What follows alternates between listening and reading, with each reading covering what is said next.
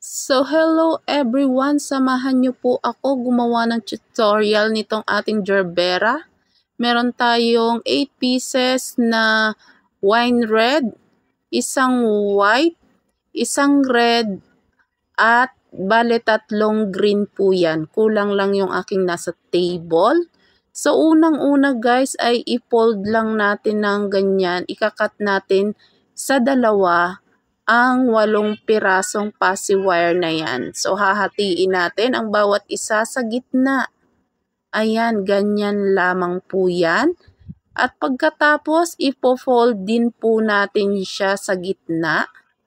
Sana naman po ay nasusundan po ninyo. Ayan. So, hindi po tayo sanay gumawa ng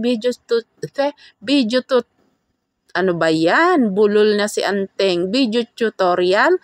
So, sana po ay nasusundan nyo at napapagtiyagaan nyo pong panoorin. So, ayan lang po. Ganyan po yung kailangan nating gawin, mga ma'am at sir.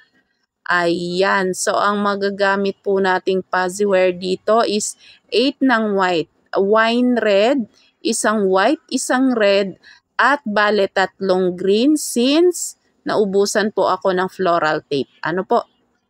So, meron tayong 16 nitong ating pinaka-petals.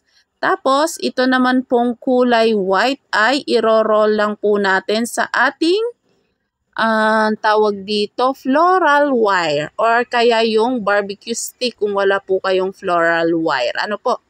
So, ganyan lang po naman yan. Alam nyo po bilang crafters, mas madali po para sa akin ang gumawa ng flowers kesa sa mag-bouquet. O, diba? Sinong relate dyan? Paki-comment naman po. So, ayan. Then, i-stretch lang po natin yan ng kaunti. Tapos, yung red naman po ay ibibilugin lang po natin ng ganyan. Ayan. Bibilugin lang po natin yan. Tapos, syempre, hanggang sa maubos, pabilog po ha. Hindi pa oblong, pabilog. O, diba? Sana po ay masamahan nyo din po ako syempre. This is my second tutorial as of 2025. I think ng fuzzy wire. O, diba? Tapos lalagyan lang natin yan syempre ng melted glue. Ayan. Tapos, pagkatapos niyan, syempre, yung puti kanina, ang gagawin po natin doon, pero dapat kanina pa lang ay ginawa ko na po. Ano? Ayan, lalagyan lang din po natin yan ng glue. Tapos, pagdidikitin lang po natin yung magkabilang dulo, mga ma'am at sir. Ayan, maraming salamat po sa inyong matyagang panonood. I'm sure maiinip kayo dito. Pero ito po kasi is wala tayong cut. Hindi na po natin kinat ang ating video para po sa mga baguhang gustong matuto. This video is for the beginners lamang po. Pero kung kayo po ay marunong na at may alam na po talaga sa paggagawa ng bulaklak na made from fuzzy wire, ay pwede nyo na pong i-skip ang video na ito mga ma'am at sir. Ano po? Ayan. So, ayan, ginlo na natin at pinagdikit na po natin yung dalawang yan. Ayan. By the way po mga mama sir, mag-ingat po tayo lagi sa paso at yun po ay hindi talaga maiiwasan. O, di ba? Maraming salamat po sa lahat ng nakaabot na po dito sa part na ito ng ating video. And then, ito naman pong isa ay syempre gagawa tayo ng sepal. O, ayan. Ipopold lang po natin yan na parang ganyan. Ano bang sana po ay naiintindihan nyo at nakikita nyo po yung aking ginagawa kahit medyo malayo po yung aking kamay sa camera. O, diba? Nag-tutorial na ito ay basta na. So, ayan, kailangan po nakaganyan siya. Tapos, syempre, ilalak lang po natin yan. Yung 5 piraso. O, diba? Libre lait, mga madam. Sa aking video tutorial. Libre lait. Diba? Hindi lang po kasi talaga ako sanay gumawa ng video tutorial, pero gumagawa din naman kahit papaano. Kaya lang medyo matagal na po tayo hindi gumagawa ng tutorial po. Kasi nga nawala na tayo sa mga mundong ito. Nawala sa mundo. Saan kaya mundo ito nagpunta? Just lang. So, ayan, ayusin lang po natin yan. And then, ibebend po natin, bubukahin po natin yan ng kaunti para syempre magmukhang dahon yan. Yung pinaka-sepal niya po, sepal, napaka-sosyal. Hindi ko alam kung anong Tagalog doon. So, ayan. Tapos, itutusok na po natin dyan yung ating floral wire and then saka po natin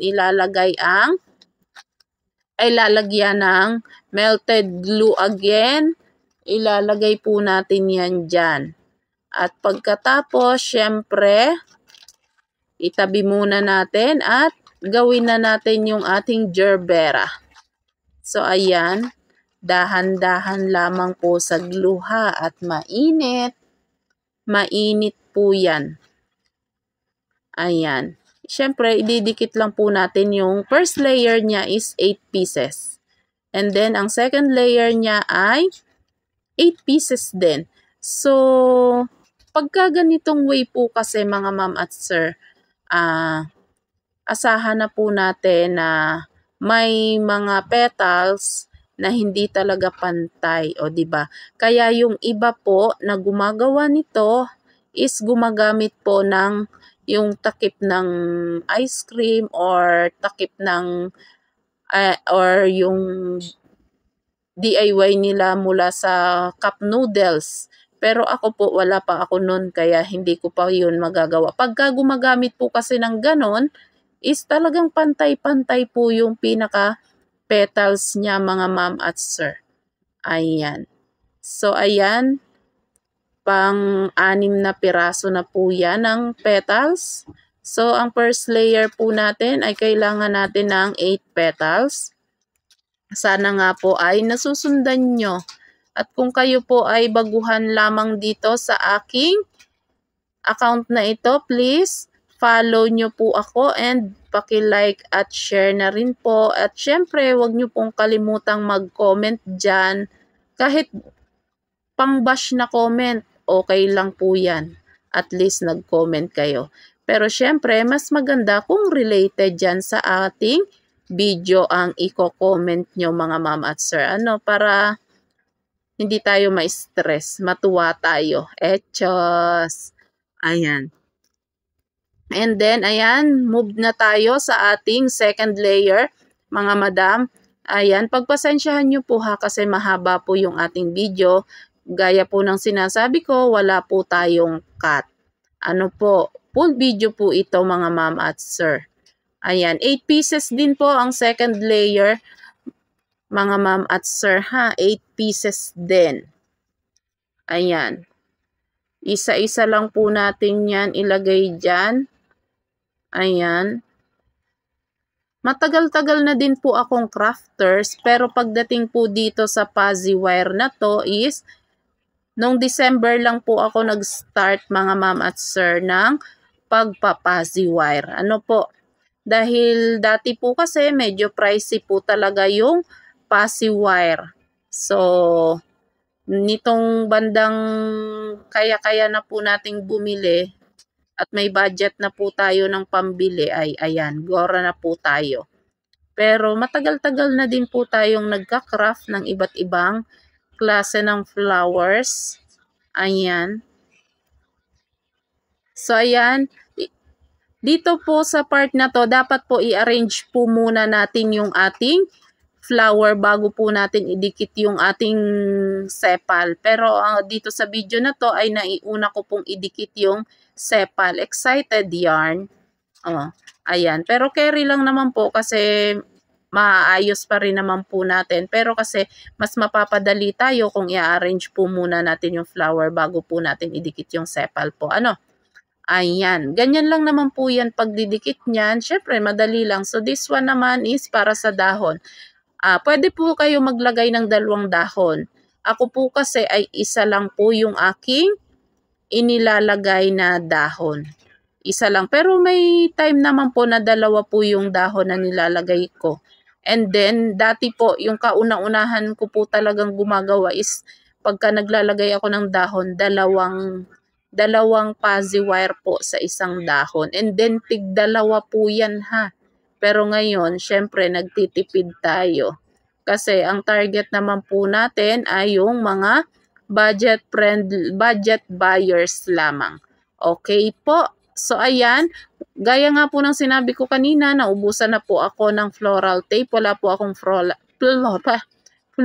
tape. Kaya ang ginamit ko po dito para sa stem na to is yung fuzzy wire na din po mismo.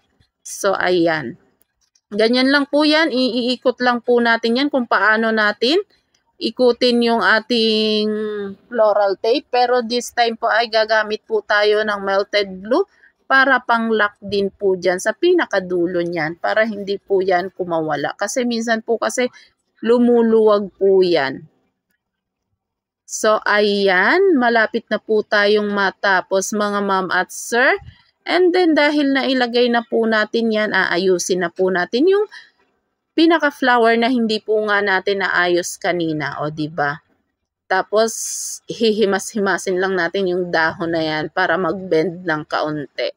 So, sa pag-aayos naman po ng pinaka-flowers, ganyan, itataas mo lang po yan, lahat. And then, saka mo po ibebend ng kaunti pa, balik po. Yung kalahati lang po. Sana po ay nasusundan nyo po, ha? Ayan. Ganyan lang naman po yan. Pagpasensyahan nyo na po sa hinaba-haba ng video ay hindi ko alam kung kayo po ay may naintindihan. Ayan. O, diba? Ganyan lang po yan mga madam at sir ang aking ginagawa dyan. Tapos, sa baba din, yung pinakailalim na petals po, dyan po ako unang nagbe-bend po. Ayan. Sana po ay makatulong sa inyo. This video is for beginner only mga madam at sir ha. Kasi kung kayo po ay bihasa na sa ganitong larangan, ay hindi nyo na po kailangan panoorin ang ginagawa ko. Pero ma-appreciate ko po talaga kapag pinanood nyo pa rin yung video ko kahit alam kong marunong na kayo at mas magaling pa po kayo sa akin sa larangan ng paggawa nitong gerbera. Kaya wag nyo pong kalimutang mag-comment dyan sa baba kung kayo po ay taga saan. At kung nasubukan nyo na ba ang gumawa ng ganitong flower, ano ang struggle nyo sa ganitong klase ng bulaklak? Same struggle po ba tayo na hindi talaga nagpapantay ang petals nito? Makiki-comment na lang po dyan mga ma'am at sir. But still, maganda pa rin naman po siyang tingnan. O, diba? For the next video, susubukan ko pong gumawa ng lily.